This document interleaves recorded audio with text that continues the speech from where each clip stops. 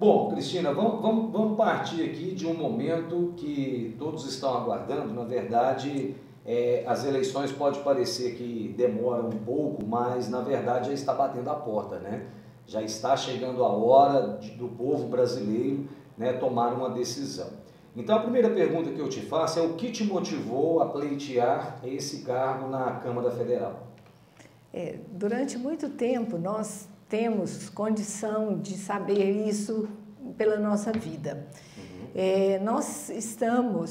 Eu estou principalmente determinada nesse cargo porque nós vemos que os nossos representantes não estiveram fazendo o que é necessário. Então, você vê que não tem uma fiscalização adequada das verbas públicas, existe um processo de corrupção em cima dessa chegada dessa verba até cada cidadão. Certo. E não sentia que nós estamos realmente fazendo alguma coisa para mudar a situação. Então eu deixei de ficar indignada e apenas falando e sair para a ação. Então me coloquei à disposição porque realmente, se nós não fizermos a diferença, nada vai mudar. E nós vamos continuar, né, com muita corrupção, com muita falta de atendimento ao cidadão. Você fez parte do grupo Zema, né? Você foi candidata pelo Novo a deputada estadual em 2018, depois 2020, candidata a prefeita. E agora não está mais no Novo. Continua ainda uma boa convivência com o governador Zema ou isso se esfriou? Não, continua, nós estamos juntos, sim, vamos fazer a diferença junto com o governador em prol de Minas Gerais e da nossa região. Acredito que todos nós que participamos deste governo, no sentido de ver todos os resultados, nós estamos unidos com o Zema para a reeleição dele, que realmente nós vimos que ele fez um ótimo trabalho e as prefeituras e em todos os sentidos nós estamos vendo resultados para Minas Gerais, né? Inclusive geração de emprego, ele trouxe inovações e um mandato que foi muito assim importante para Minas. Nós saímos da parte que não tínhamos transparência, né? Vamos dizer, nós éramos no último lugar na transparência para primeiro lugar na transparência, ou seja, tudo que é feito, é dito, é passado para o cidadão. Pontos positivos do governo Zema e algo que você vê como negativo e que precisa melhorar?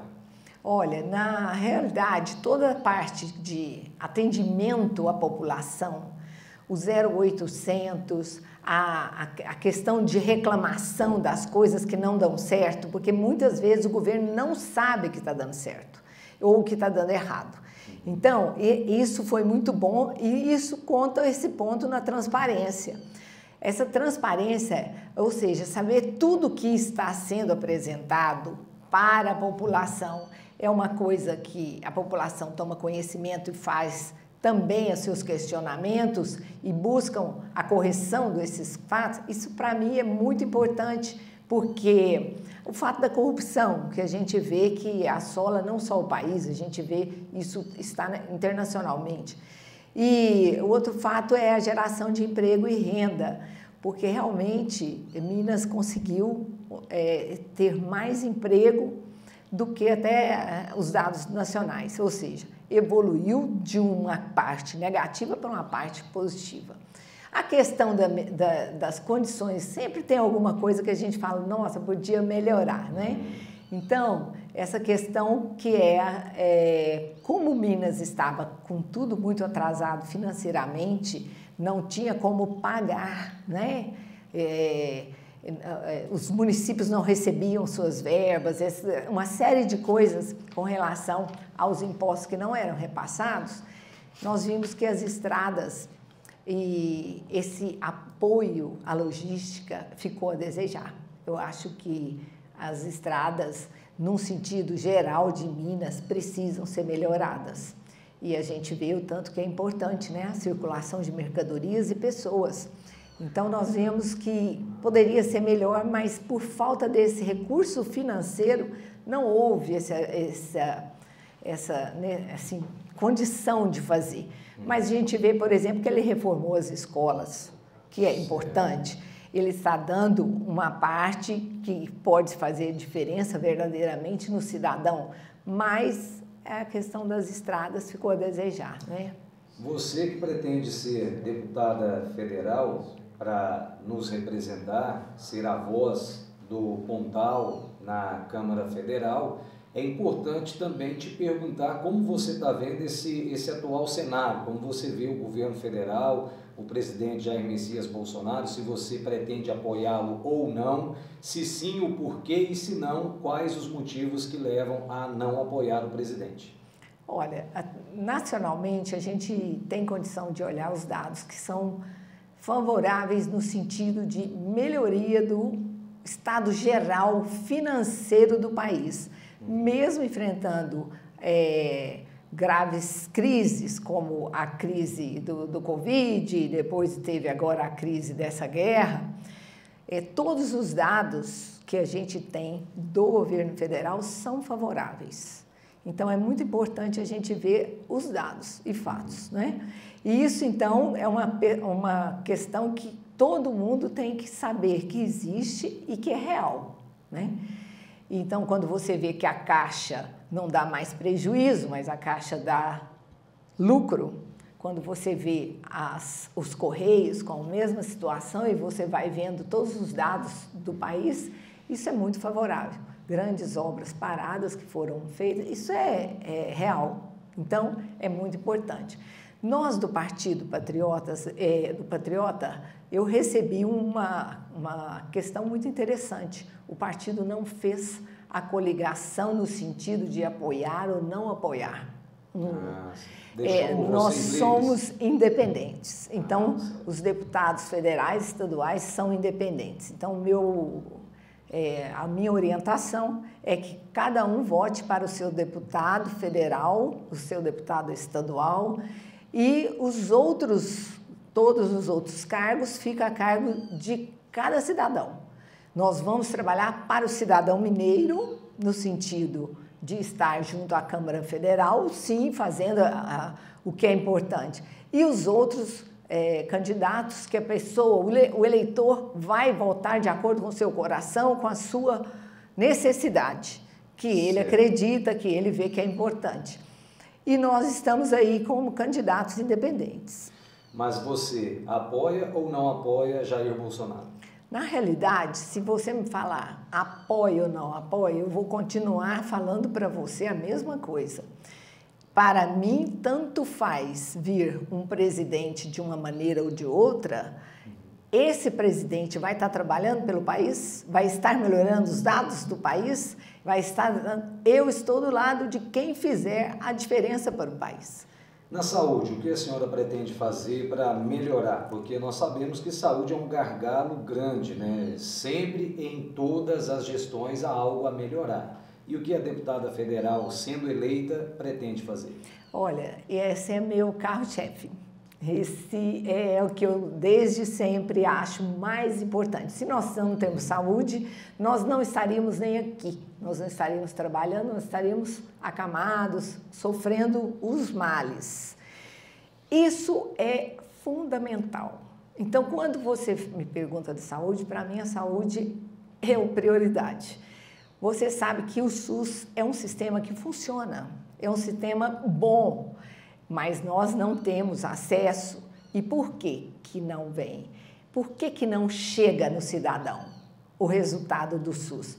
Porque nós sabemos que nós temos graves problemas com relação ao procedimento de chegar à necessidade resolvida no próprio cidadão. Não tem. E o que acontece? Quem fiscaliza essas verbas federais são os deputados federais.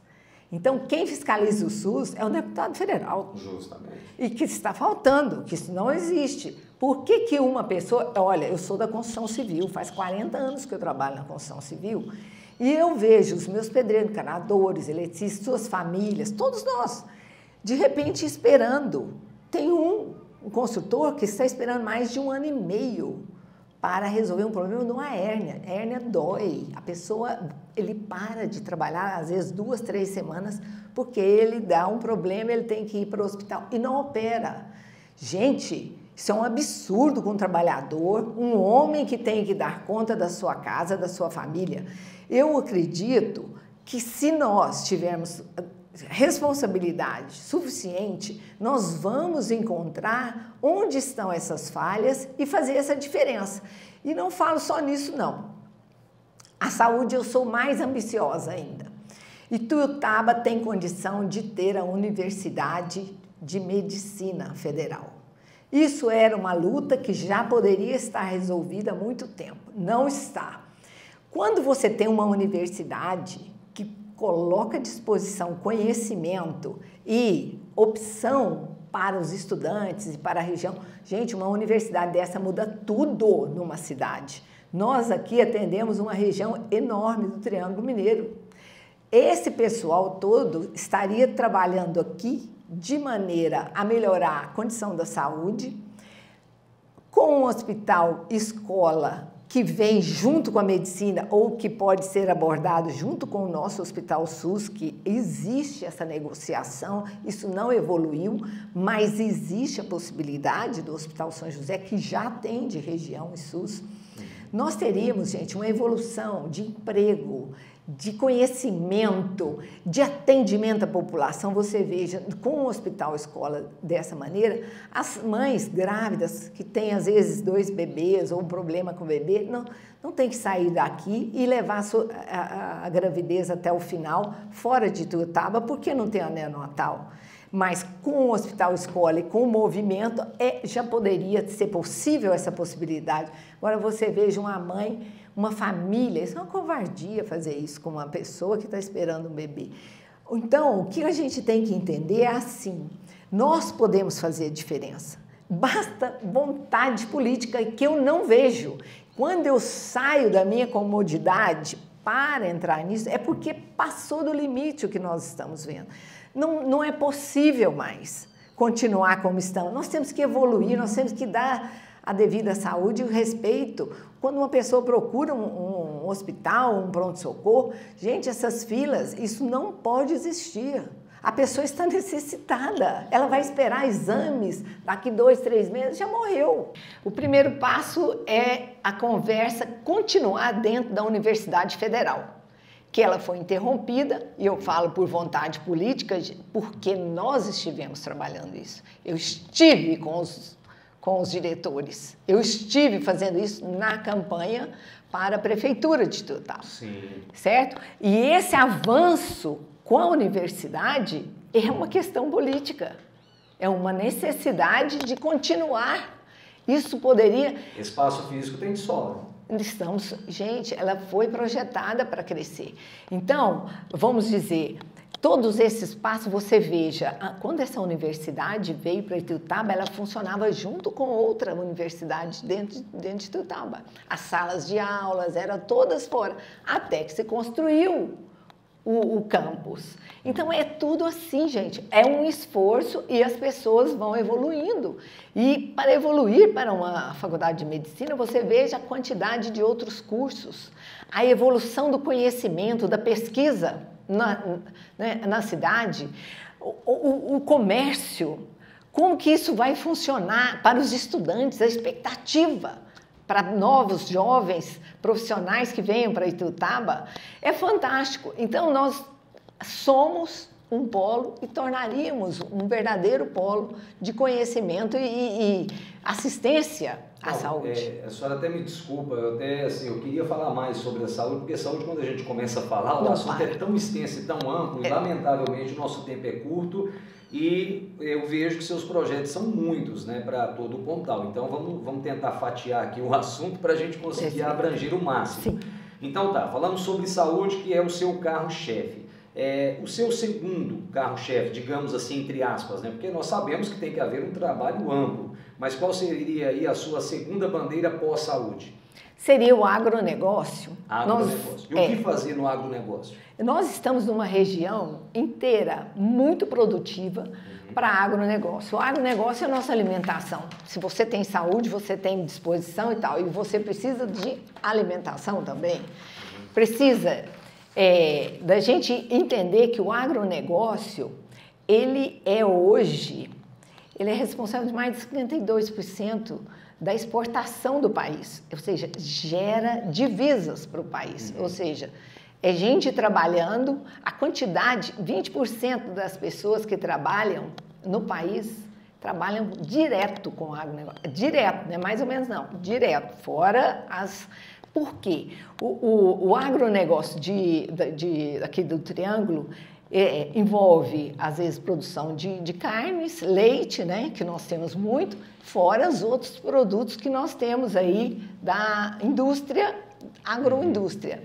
E quando você vê, você tem, junto com o agronegócio, emprego e renda, porque, veja, o comércio modifica, você pode ter as indústrias que vêm para esse trabalho, a pesquisa do empreendimento, por exemplo, os jovens da universidade envolvidos em pesquisa, em trabalhos que podem melhorar a produtividade, podem dar mais resultado econômico, né?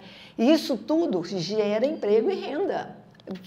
Na condição do país, nós estamos aqui como se fosse um paraíso, porque nós temos água, terras férteis, planas. E nessa condição, quando você vê um agronegócio, por exemplo, nós temos duas aqui dentro de Tuiutaba, né, que mexem com laticínio. Nós temos aqui a Nestlé, temos Canto de Minas, dentro de Tuiutaba, fora as da região. Quando você vê isso, é indústria. Então, se vem uma indústria para produzir, por exemplo, que sejam insumos para a agropecuária ou para a agroindústria mesmo, isso vai aumentando. E é uma vocação da nossa região. Então, o agronegócio tem que estar diminuindo aí, observando essas taxas, essas questões de subsídios, para que eles possam trabalhar. Falta condição, às vezes a pessoa fala, não, mas é um empreendedor. Gente, o empreendedor, ele é gerador de emprego. Dentro dessa questão do agronegócio, como a senhora vê a questão das reservas ambientais que são obrigatórias para cada produtor? Então, essas reservas, existe um dado da Embrapa com relação à condição de reservas no mundo e dentro do país. Quando você vê essa reserva obrigatória dentro do país, a condição das terras brasileiras de produção, as atuais, que cada vez elas ficam mais produtivas, porque elas acabam que você, com a tecnologia, você produz mais no mesmo lugar. Né? E hoje, com a ajuda do satélite, a plantação é direto com o satélite. Então, o que acontece? Essas empresas, elas estão trabalhando de tal forma com o agronegócio, com a questão do próprio resultado econômico e financeiro, e aí vem o emprego e renda dessas pessoas que estariam ligadas ao agronegócio, para ter um resultado econômico geral para todo mundo. É porque tem que haver um equilíbrio, né? Porque a gente vê volta e meia algum produtor rural reclamando que às vezes foi punido por alguma reserva, então tem que ter o equilíbrio, porque a reserva ambiental ela também tem que existir, né? E o produtor tem que respeitar a lei, então assim, tem que haver esse equilíbrio aí, né?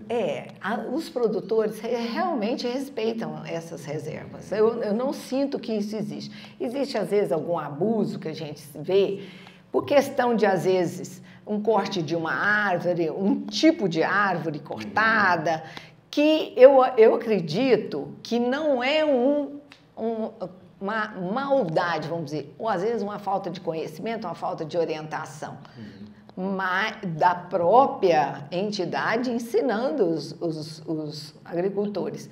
Mas a reserva, ela é proporcional, e o Brasil, a reserva do Brasil, ela é 20% a mais do que a maior reserva dos outros países do mundo. Então, nós temos preservação, nós temos condição de preservar nossos rios, nossas matas e ali, claro, os animais daquela região, tranquilamente. Esse abuso, às vezes, é falta de orientação. Eu não sinto que o produtor rural, ele quer fazer de maldade. Não sinto isso. Pelo que eu conheço de tudo que eu vejo, dos resultados de vários coisas judiciais, essa coisa, ele está fazendo ali... Eu falo porque às vezes havia no passado uma cobrança muito excessiva. Excessiva? Excessiva. Sim. É nesse ponto que eu quero chegar. Às vezes atrapalhava o produtor. Atrapalhava. É isso que eu quero dizer. É verdadeiro. E outra coisa, é tanto que isso é verdadeiro e que o produtor ficava prejudicado no sentido de que às vezes levava uma multa. Sim. Sem a orientação anterior, sem uma necessidade disso, mas ele levava aquela multa. E, às vezes, existe a compensação. O que é? Você precisa de fazer um certo... crescer ali, às vezes, uma parte da plantação, por conta até dos satélites, uma maneira. E ali ele paga a retirada e faz uma compensação. Ele dá um resultado de reservas em outros lugares, em outros parques. Vamos dizer, isso é possível. E esse tipo de compensação, ela é tirada como multa. E não é multa, ela é uma negociação para o bem. Ela, de forma alguma, aquela retirada daquela parte, ela é feita de maneira a prejudicar o meio ambiente ou estragar. Não, é uma compensação, é tudo negociado dentro do órgão estadual. E agora, tem realmente a necessidade da preservação, que é importante. Não vejo que os produtores eu acho que falta um pouco de colaboração da parte dos fiscalizadores do Estado, e isso o governo Zema está tentando melhorar. Eu percebi, eu fiz várias reclamações nesse sentido, e a gente viu que ele procurou melhorar. Acredito que nós vamos ter aí um resultado cada dia melhor nesse sentido. Milhares de jovens que ainda não tiveram a oportunidade de trabalho, que buscam seu espaço. No Brasil, num todo, os números, segundo pesquisas, apontam de que houve uma queda, mas ainda não o suficiente no desemprego. O que a senhora, eleita sendo, pretende fazer para diminuir esse gargalo do Pontal do Triângulo, especialmente, né, a senhora que está buscando seus votos aqui no Pontal, o que a senhora pretende fazer nesta região aqui para ajudar no desenvolvimento e combater aí essa falta de emprego e melhorar a geração de emprego e renda? É isso. Eu pretendo fazer com que os empresários, tanto faz se é um micro, pequeno, né? O empresário, o empreendedor, vamos falar no sentido do empreendedor, que o empreendedor faça parte dessa situação de melhoria do resultado econômico para dentro do sistema econômico do empreendedor. Então, o empreendedor, ele precisa de trabalhar com relação a partir de impostos, nós temos que trabalhar com relação à desburocratização, nós precisamos trabalhar com... A pessoa quer abrir isso, o governo Zema fez bem também. Que quem quer abrir uma empresa, ele libera para a pessoa para não ter o atraso. Então, a pessoa é um microempreendedor, é uma cabeleireira, é ali uma pessoa que quer abrir um ponto de sanduíche, uma coisa pequena.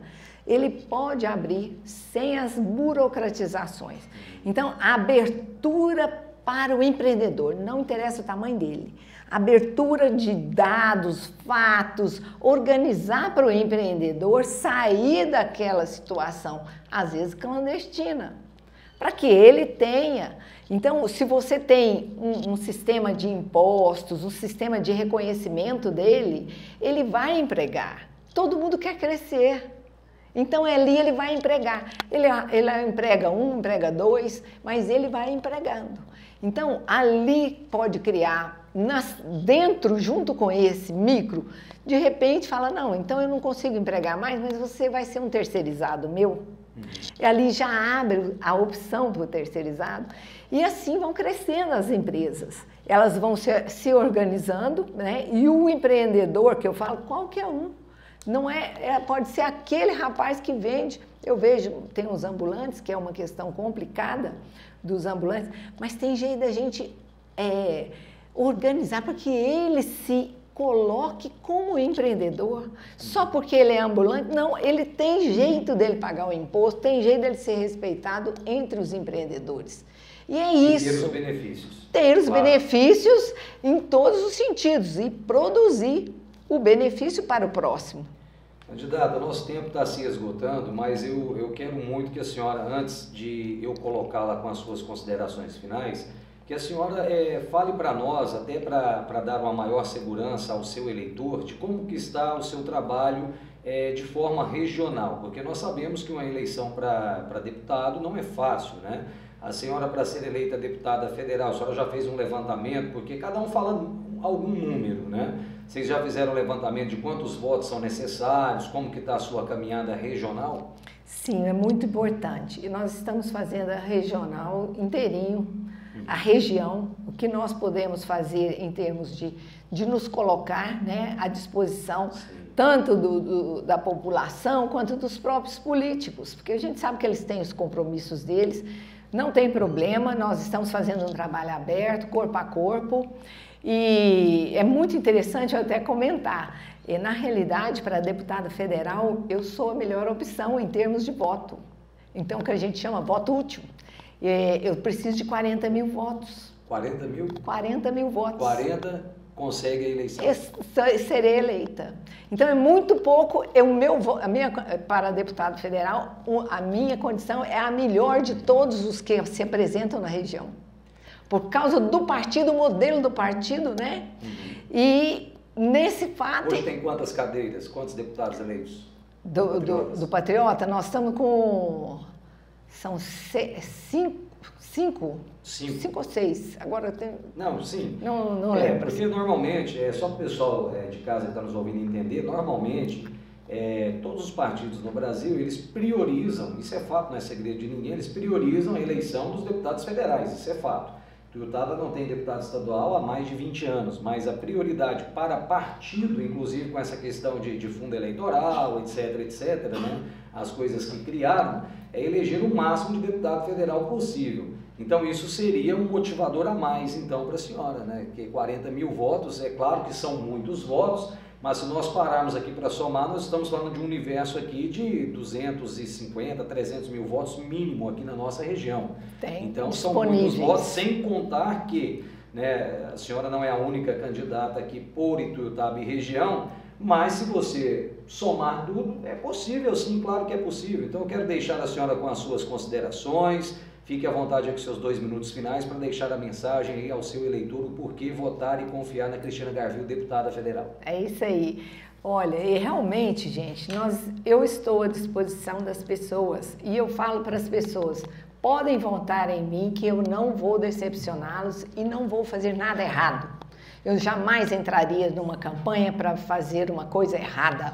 E outra, estou entrando para trabalhar porque eu sou uma pessoa indignada com a situação que a gente vê e nos encontramos como eleitores sem representatividade. Eu não sinto representada pelos que nós estamos vendo. Claro que tem exceções. Infelizmente, a gente tem aí muitas pessoas que não aguentam mais, nem querem votar, mas eu estou pedindo para você, podem votar em mim que eu vou dar só orgulho. E eu falo para vocês que é possível fazer sim um paraíso aqui no nosso Triângulo Mineiro. E em Minas também, nós podemos participar disso, porque quando se quer fazer e tem vontade política e o povo apoia, porque nós não vamos comprar voto, nós estamos entrando para ser legítimos representantes desse povo. Essa mudança nós podemos fazer, porque nós não podemos desistir de fazer a diferença. Então, eu conto com a mudança e com a vontade do povo ter um legítimo representante. Eu estou olhando, moro aqui, quero continuar olhando no olho de cada cidadão, eu quero continuar vendo que a gente pode fazer mais e melhor por cada um de nós e podemos fazer porque nós temos condição de ser eleitos. O voto útil é importante. Quando a gente chega à conclusão que temos 40 mil ituitabanos vivendo em Uberlândia, esses 40 mil me elegem. Então vamos ligar para as pessoas amigas, vamos pedir votos úteis para Ituiutaba e vamos fazer a diferença. Eu conto com vocês e acredito que nós temos condição de ser eleita e se eleita for, vou dar só orgulho para toda a população de Ituiutaba e região. Pode tranquilamente votar em mim que nós vamos fazer essa diferença. E acredito no povo de Ituiutaba que vai fazer essa diferença porque é o momento e nós estamos dispostos a trabalhar por Ituiutaba e região. Seu número? Meu número é 5199 para deputada federal Cristina Garvil. 5199 é